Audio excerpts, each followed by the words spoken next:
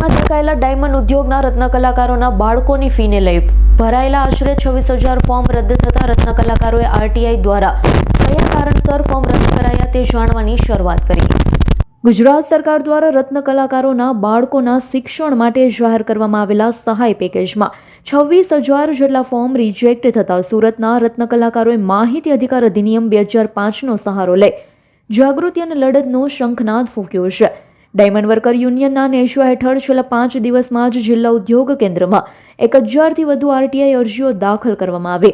Reject થયેલા form પાછળના સાચા કારણો જાણવા ગરીબ તથા જરૂરિયાતમંદ રત્ન કલાકારોને ન્યાય મળે તે માટે યુનિયનની માંગણી છે। તો આ અંગે યુનિયન પ્રમુખ ભાવેશ ટાંકે વધુ માહિતી આપી હતી। Bureau report S9 news Surat. અમારી તમામ માહિતીથી અપડેટ રહેવા માટે જોડાયેલા રહો S9 ન્યૂઝ સાથે।